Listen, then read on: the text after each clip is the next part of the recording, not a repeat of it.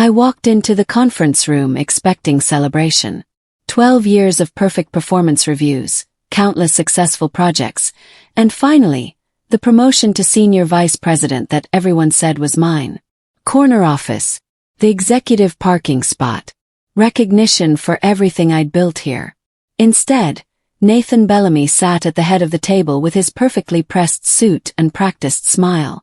Beside him was Tate Harrison, a 28-year-old junior executive who'd been with the company less than 2 years. "Elena, thank you for coming," Nathan said, gesturing to the chair across from him. "We wanted to speak with you about the SVP position." My heart started racing.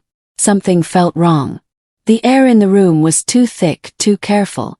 "We've made our decision," Nathan continued, barely meeting my eyes. "The role is going to Tate." The words hit me like cold water. I stared at him, waiting for the punchline that never came. "You're competent, Elena. Very competent. But you're just not the right fit for the company's direction." He paused, choosing his words carefully.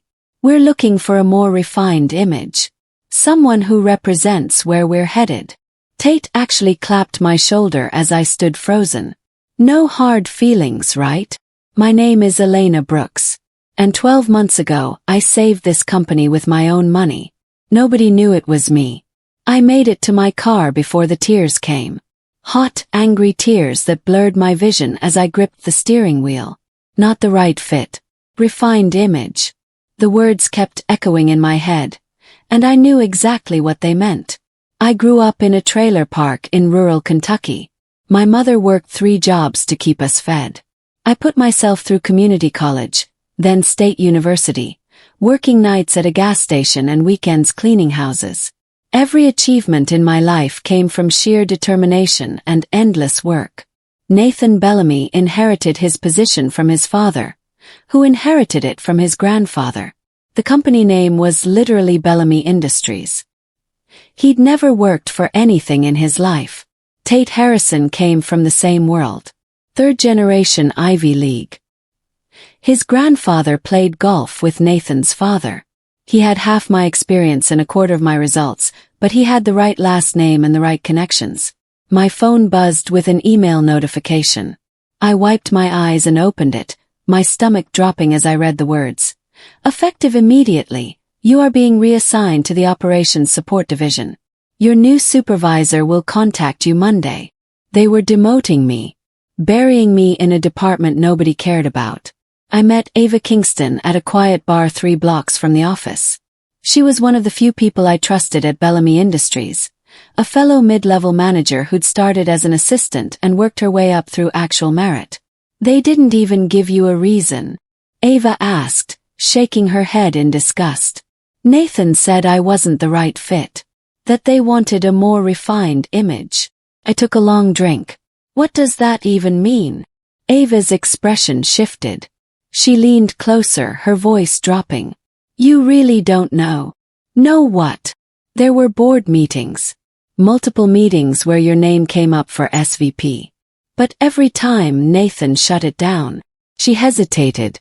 "He told people you were too stiff. Too rough around the edges." The word background was whispered a lot. The humiliation burned through me like acid. They discussed my childhood, my origins, decided that no matter how hard I worked or how much I achieved, I would never be one of them. "Elena," Ava said carefully, "they don't know it was you, right? The anonymous investor who saved the company last year." I looked at her for a long moment. "No, they have no idea. My mentor Marcus Whitfield died 14 months ago. He'd been a self-made millionaire who started in construction and built an empire in commercial real estate. He took me under his wing when I was 23, fresh out of university and struggling to find my place in the corporate world. Marcus taught me everything about business, about investing, about seeing opportunities others missed.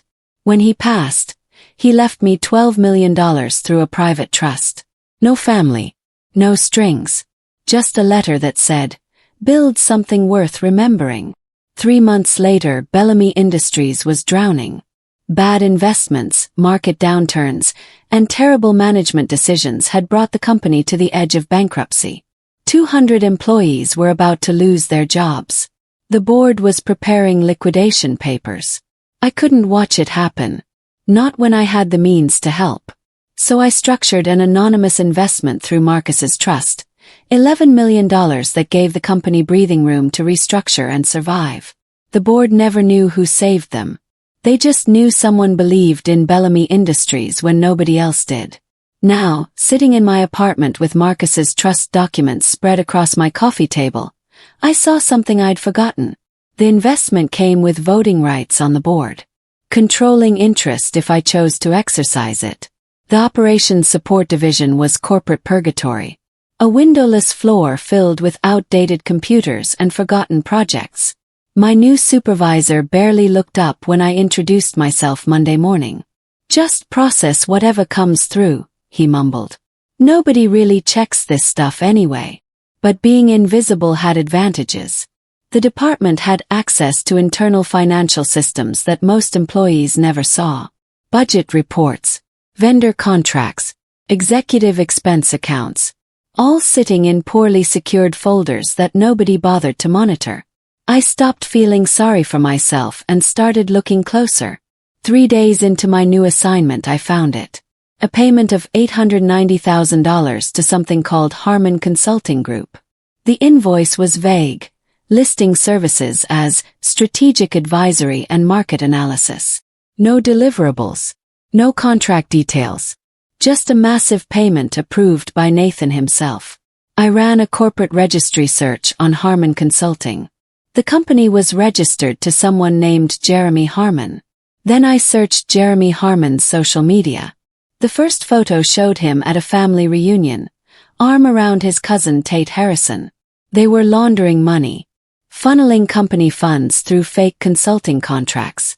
I created a new folder on my encrypted drive and titled it simply, Evidence. The corporate retreat was mandatory for all employees, even those of us who'd been demoted to basement departments. 2 days at a luxury resort where executives pretended to care about team building while actually networking with potential investors. I kept my head down, sitting in the back during presentations. Nobody acknowledged me. It was like I'd become invisible overnight. During the cocktail reception, a server mistook me for catering staff and asked me to help distribute drinks. I was about to correct her when I realized the opportunity. Nobody notices the help. I grabbed a tray and circulated through the room, passing close to groups of executives deep in conversation. Near the bar, I spotted Nathan and Tate talking with 2 men in expensive suits. "The best decision I made was promoting Tate," Nathan said, loud enough for everyone nearby to hear. "He understands what this company needs to become. Not like some people who can't shake where they came from." Tate laughed. "You mean trailer trash who got lucky?" They all laughed. Actually laughed. While I stood 3 feet away holding a tray of champagne glasses, completely invisible to them. My phone was in my pocket recording everything. Russell Pierce had been Marcus's attorney for 30 years. He'd helped structure my inheritance and set up the anonymous trust that saved Bellamy Industries. When I called him Tuesday morning, he answered on the first ring. "Elena, it's been a while. I need to talk about the trust. About my voting rights." There was a pause. "What's happened?" I told him everything. The blocked promotion. The demotion.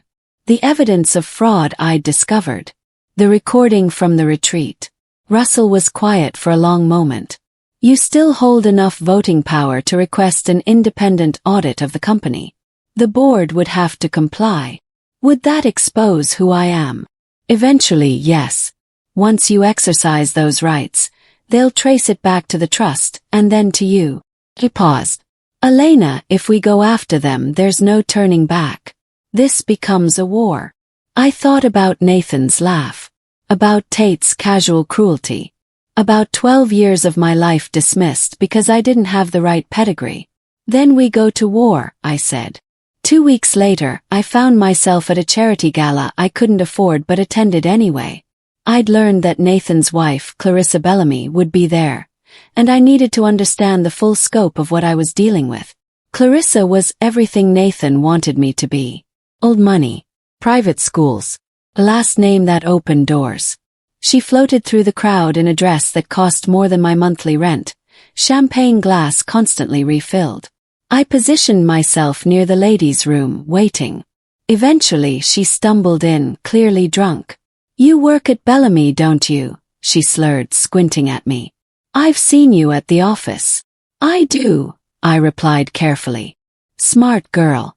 Keep your head down and you'll be fine." She leaned against the counter, fixing her lipstick. "Between you and me, Nathan's getting nervous about those consulting contracts. But we're putting the money away nicely. The yacht needs updating anyway." My blood went cold. She knew. She was part of it. Clarissa turned to me, her expression suddenly sharp despite the alcohol. "Stay in your lane, sweetheart. Some people aren't meant to rise above their station." I became everything they wanted me to be. Quiet. Agreeable. I kept my head down in meetings, took notes without offering opinions, and dressed more conservatively than before. Tate started paying attention to me. Not professionally, the other way. He'd stop by my desk with coffee, ask about my weekend, lean too close when reviewing documents. "You know, you're actually pretty when you're not trying so hard," he said one afternoon, his hand resting on my shoulder longer than necessary. I smiled politely and made sure my phone was recording in my pocket. Every interaction, every inappropriate comment, more fuel for the fire I was building. But the real discovery came while processing routine vendor payments. I found a document buried in archived files from 14 months ago, right before the company's near bankruptcy.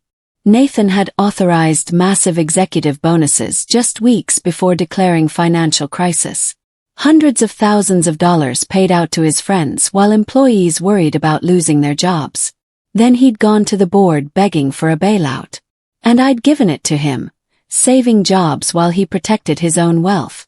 The rage kept me focused. Through Russell, I quietly submitted a formal request for an independent audit of Bellamy Industries. The trust's voting power made it a legitimate request the board couldn't easily ignore. They tried anyway. The vote came back 5-3 against the audit. Nathan had locked down board loyalty through years of favors and strategic appointments.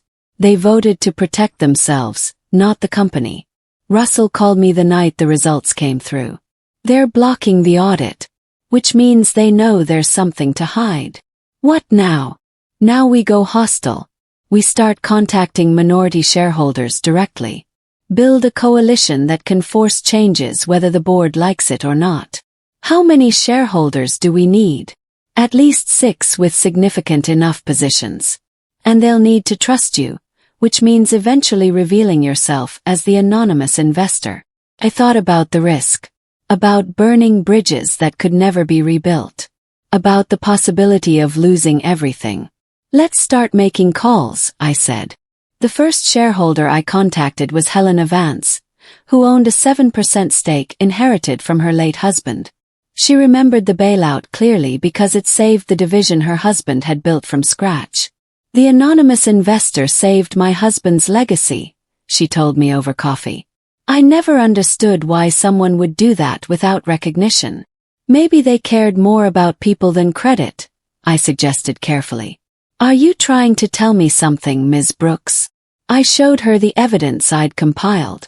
The fake consulting contracts, the pre-bankruptcy bonuses, the ongoing fraud that was slowly bleeding the company dry. Helena studied the documents with growing anger. My husband would be devastated to see what Nathan's done. I need shareholders willing to demand change, to force accountability. She looked at me for a long moment. "If I support you, will you tell me who saved the company?" "When the time is right, yes." "Then you have my vote." 1 down. 5 to go. Tate was getting sloppy. Or maybe he'd always been sloppy and just never expected to get caught. I discovered he was trying to sell company equipment, high-value servers and technology assets, to a shell company owned by his college roommate. The prices were deliberately below market value, and the difference was being split between them. I needed someone inside the finance department, someone who could access real-time data and alert me to transactions before they were finalized. I found her in the break room one afternoon. Keisha Morgan, a junior financial analyst who'd been passed over for promotion 3 times despite being the smartest person in her department. "Can I buy you coffee?" she asked. We talked for 2 hours. I told her what I knew, showed her what I'd found, and explained what was at stake. She didn't hesitate. "They treated me like I was invisible," Keisha said. "Used my work but never my name. I'm in." 2 days later she sent me a voice note. "You're not going to believe what I just found." Nathan Bellamy had been billing a private jet lease to the company for 2 years. Not just occasionally for business travel. He'd claimed it as a permanent operational expense necessary for executive mobility. The annual cost was $450,000. Keisha sent me flight logs showing the jet was primarily used for family vacations. Ski trips to Aspen. Beach weekends in the Caribbean. His daughter's spring break in Europe. I remembered when the company laid off 42 people 18 months ago due to cost-saving measures. While families lost their income, Nathan was flying his family to French villas on the company dime. The rage I felt wasn't hot anymore. It was cold and focused and calculating. I compiled everything into a comprehensive legal packet. Financial statements, contracts, flight logs, recordings, vendor fraud, executive bonuses during crisis. Every piece of corruption I'd uncovered over the past 2 months. Then I prepared 2 versions. One redacted preview that would serve as a warning shot, and one complete file ready for authorities. The anonymous whistleblower email went to every board member simultaneously at 8 in the morning. The preview was enough to cause panic. Allegations of fraud, copies of suspicious contracts, hints of private jet misuse, but not enough to show my full hand. By noon the office was chaos. Emergency meetings. Closed-door conversations. Executives huddled in tight groups, speaking in urgent whispers. Tate burst into my cubicle at 2:30. His face flushed with anger. "What the hell did you do?" I looked up from my computer with practiced innocence. "Excuse me. Don't play stupid. Someone leaked internal documents to the board." "Was it you?" "I don't have access to those kinds of documents," I replied calmly. "I work in operations support, remember? You and Nathan made sure of that." His jaw clenched. "If I find out you're behind this, you'll what? Demote me again?" I held his gaze. "I'm already invisible, Tate. What else can you possibly do to me?" He stormed off. And I smiled, knowing the real bomb hadn't dropped yet. While the board was distracted by the internal leak, I sent the complete file to the state auditor's office. Every document, every recording, every piece of evidence I'd compiled. The cover letter was simple. The enclosed materials document systematic financial fraud at Bellamy Industries. An independent investigation is urgently needed to protect shareholders and employees. I sent it from an untraceable email account, but I knew eventually they'd figure out who was behind it. I didn't care anymore. The response came faster than expected. The state auditor announced a surprise inspection of Bellamy Industries, scheduled for the following week. No warning. No time to hide evidence or alter records. Nathan called a mandatory all-staff meeting for the next morning. The email was marked urgent in red letters. That night I sent a simple message to Russell. "It's time." 200 employees packed into the main conference hall. Nathan stood at the front. His usual confidence replaced by barely concealed panic. "There have been some misunderstandings about the company's financial practices," he began. "False allegations from disgruntled individuals trying to cause trouble." He paced the front of the room, his voice growing harder. "I want to make something very clear. Anyone who speaks to auditors or investigators without clearing it through legal counsel first will be terminated immediately. We protect this company by protecting each other." It was a threat, a blatant attempt to intimidate people into silence. I looked around the room and saw fear on my co-workers' faces. People with families, mortgages, responsibilities. People who couldn't afford to lose their jobs for telling the truth. From my seat in the back row, I pulled out my phone and sent a message to Russell. File the motion. Now.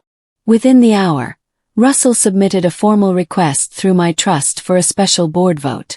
We'd gathered enough minority shareholders quietly over the past weeks to make it binding. The board couldn't ignore this one. The notice arrived at Bellamy Industries 2 days later. A special board meeting was being called by majority shareholder request. The agenda: vote of confidence in current executive leadership. Nathan tried to have it dismissed.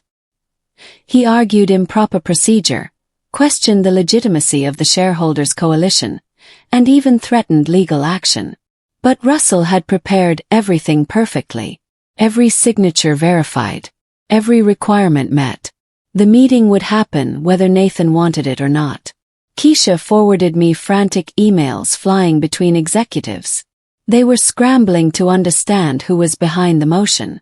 The trust structure kept my identity hidden, but not for much longer. "Are you ready for this?" Russell asked during our prep call. "Once you walk into that boardroom, everything changes."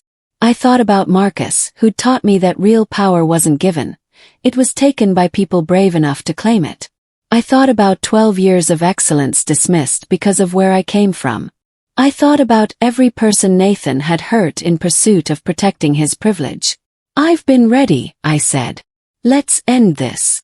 The boardroom was on the top floor, with floor-to-ceiling windows overlooking the city. I'd walked past this room countless times but never been invited inside.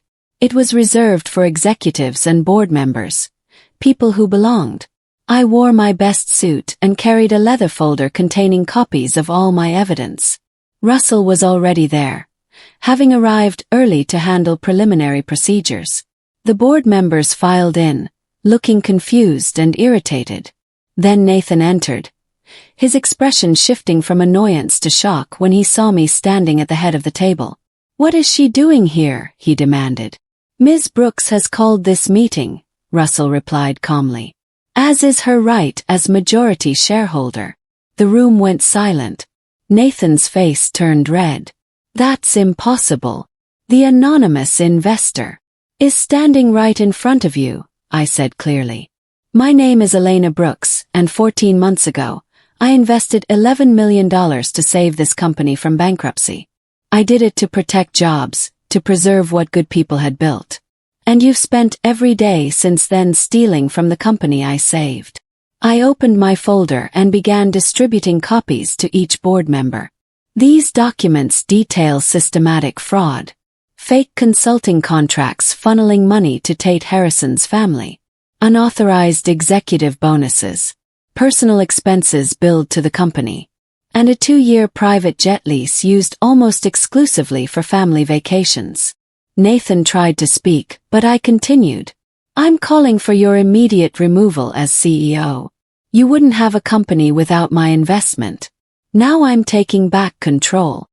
The board members read through the documents I'd provided, their expressions ranging from shock to disgust. Helena Vance, my first recruited shareholder, spoke first. "These allegations are serious. If even half of this is true." "It's all true," I interrupted. "I have recordings, bank statements, and testimony from employees. The state auditor has copies of everything. This isn't speculation. It's documented fact." Nathan finally found his voice. "This is a witch hunt. A disgruntled employee trying to destroy me because she didn't get promoted." "I didn't get promoted because you thought I wasn't refined enough," I shot back. "Because I came from a trailer park instead of a country club. But that trailer park taught me the value of hard work and honesty, 2 things you clearly never learned." Tate stood up, his face red. "You can't do this. My family has connections. We'll sue you into oblivion." "Sue me with what money?" I asked calmly. "The consulting fees your cousin's fake company won't be receiving anymore? Or maybe the illegal equipment sales that are now evidence in a fraud investigation?" The vote was called. Each board member stated their position clearly. Some tried to defend Nathan, citing his family legacy and years of service. But the evidence was overwhelming, and more importantly, I controlled enough votes to force the outcome. The final vote came from Andrew Chen, a board member whose division I'd personally saved with my investment. "I vote for removal," he said quietly. Nathan Bellamy was removed as CEO by a vote of 6-4. Tate Harrison was suspended pending investigation. His employment terminated 2 days later when auditors confirmed the equipment sales scheme. The news leaked immediately. By morning, business journals were reporting the shakeup at Bellamy Industries. Nathan's name, once synonymous with corporate stability, became associated with fraud and corruption. I walked out of that boardroom to something unexpected. The staff on the executive floor had gathered in the hallway, having heard rumors about what was happening. As I passed, someone started clapping. Then another person joined in. Then another. Within seconds, the entire floor was applauding. Not the polite golf claps of corporate approval, but genuine appreciation from people who'd lived under Nathan's toxic leadership for years. Keisha stood near the elevator, tears in her eyes. "You did it," she whispered. I nodded, unable to speak past the lump in my throat. The state auditors arrived 3 days later and spent 2 weeks combing through Bellamy Industries' financial records. What they found confirmed everything I'd documented and uncovered even more. Nathan and Clarissa were facing multiple fraud charges. The private jet lease alone constituted misappropriation of corporate funds exceeding $400,000. The fake consulting contracts added another $1 million in provable theft. Tate turned witness against Nathan, hoping to reduce his own charges. He provided emails and text messages showing Nathan had orchestrated the entire scheme, using his position to enrich himself and his family while employees struggled. My phone rang constantly with interview requests from business publications. Everyone wanted to know about the anonymous investor who'd saved a company, only to expose its corruption when they tried to push her aside. I ignored most of them. But when Forbes called requesting an interview about women in corporate leadership, I agreed. Then the other call came. The board wanted to speak with me. Privately. The emergency board meeting took place on a Friday afternoon. The same boardroom where I'd exposed Nathan, but the atmosphere was completely different now. Helena Vance spoke first. "Elena, the board has discussed the situation extensively. Bellamy Industries needs new leadership. Someone who understands the company, who's proven their commitment, and who has the integrity to rebuild trust." She paused, looking around at the other members. "We'd like to offer you the position of interim CEO. The words didn't register at first. "CEO." The position I'd never even dared to dream about. Handed to me by the same people who'd once dismissed me as not refined enough. "I grew up in a trailer park," I said quietly. "I don't have an Ivy League degree or country club connections. According to Nathan, I'm not the right fit for Bellamy Industries' image." "Nathan was wrong," another board member said firmly. "You're exactly what this company needs. Someone who earned everything they have. Someone who can't be bought or corrupted. Someone who actually cares about the people here." I looked around the room at faces that were finally seeing me clearly. Not my background. Not my lack of pedigree. Just my abilities and my character. "I accept," I said. "But I do this on my terms." My first day as CEO, I walked into the corner office that had once been Nathan's. The same view he'd gazed at while deciding I wasn't good enough. The same desk where he'd signed fraudulent contracts and authorized theft. I opened the blinds wide, letting sunlight flood the space. Then I called an all-staff meeting.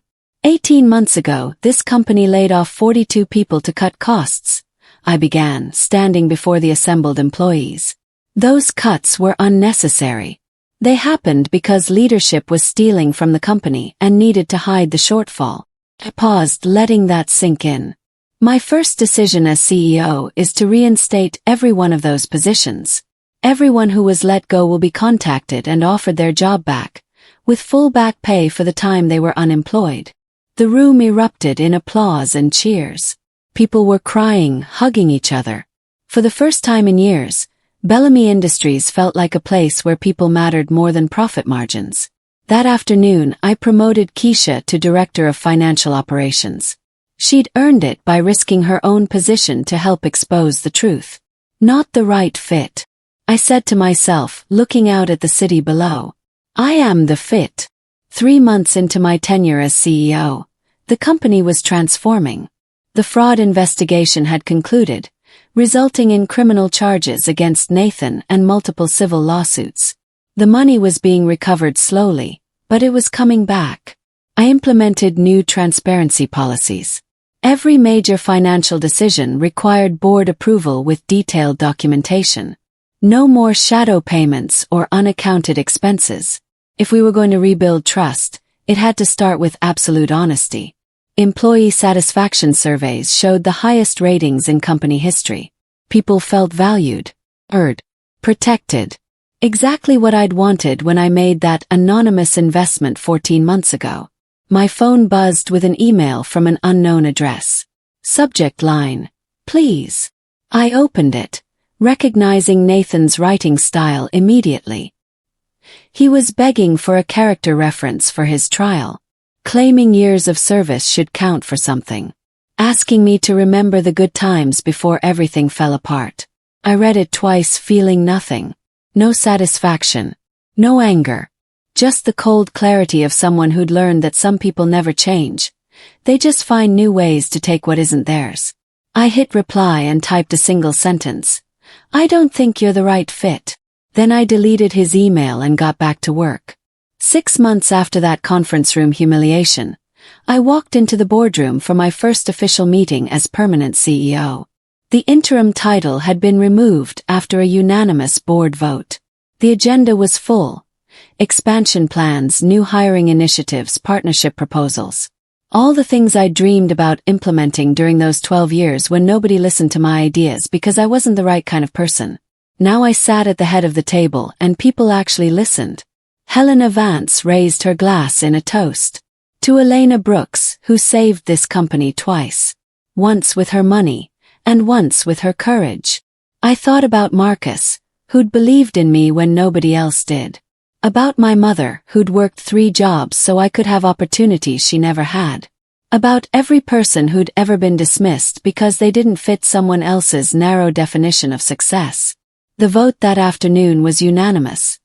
I was appointed chairwoman of the board, the highest position in the company. The first woman to hold the title. The first person who'd started in the middle and earned their way to the top. As I walked out of that boardroom, I passed a young woman struggling with her laptop in the hallway. She looked nervous, like she didn't quite belong. Stop. Can I help? She looked up, startled. Oh, Ms. Brooks. I'm sorry, I didn't mean to block the hall. I'm new here, and I'm just trying to find the operations support office. I smiled, remembering my own first days here. Come with me. I'll show you where it is. And I want you to know something important. She waited, looking uncertain. Where you come from doesn't determine where you're going. Never let anyone tell you that you don't belong somewhere you've earned the right to be. She nodded, tears in her eyes. Thank you. As I watched her walk toward her new beginning, I realized this was what real power looked like. Not corner offices or titles. Not silencing people who questioned you or punishing those who threatened your position. Real power was lifting others up. Creating space for people who'd been told they'd never fit. Proving that the right background was simply the courage to keep going when everyone counted you out. I'd saved Bellamy Industries twice. But in the process, I'd saved something even more valuable. My belief that merit still mattered. That hard work could overcome privilege. That a girl from a trailer park could become not just CEO, but chairwoman of the board. Not because someone gave it to her, but because she was always the right fit. She just needed the chance to prove it.